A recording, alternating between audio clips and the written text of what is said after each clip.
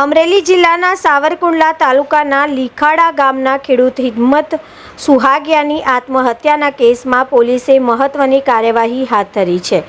તપાસ દરમિયાન સામે આવ્યું છે કે ખેડૂત હની ટ્રેપના કાવતરામાં ફસાયા બાદ માનસિક તણાવમાં આવી ગયા હતા।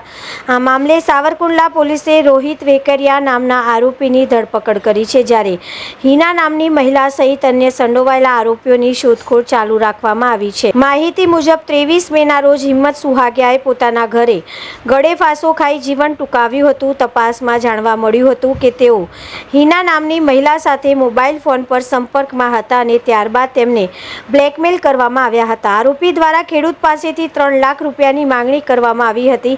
દબાણ અને ધમકીઓના કારણે ખેડૂતે 80,000 રૂપિયા પણ ચૂકવ્યા હતા। તેમ છતાંય હેરાનગતિ ચાલુ રહેતા તેઓ ભારે તણાવમાં આવી ગયા હતા, જેના કારણે આત્મહત્યાનું પગલું ભર્યું હોવાનું પોલીસ તપાસમાં સામે આવ્યું છે।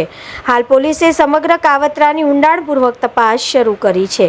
હેડ ઓફિસ ગુજરાત મનોમંથન નાઈ તારીખ 9/6/2026 ના રોજ સાવરકુંડલા રૂરલ પોલીસ સ્ટેશનમાં બીએનએસ ની કલમ 108, 308, 61 એટલે કે એક્સટોર્શન, કઢાવી લેવું, ગુનાહિત કાવતરું મુજબનો ગુનો દાખલ થયેલો છે। ગુનાની વિગત એવી છે કે જે ગુનાના કામે મરણ જનાર છે હેમંતભાઈ સુહાગિયા, એમને એક હિના નામના મહિલા જોડે છેલ્લા 1 મહિનાથી વાતચીત કરતા હતા। આ કામના કુલ આરોપીઓ જે છે એમણે ગુનાહિત કાવતરું રચી અને જ્યારે ગઈ તારીખ 22/5/2026 ના રોજ હિનાબેન એ હેમંતભાઈની વાડીએ હતા, ત્યારે એમની વાડીએ આવી પૈસાની ઉઘરાણી કરી, એમને શારીરિક માનસિક રીતે હેરાન પરેશાન કરી અને એમને આપઘાત કરવા માટે મજબૂર કરેલા છે।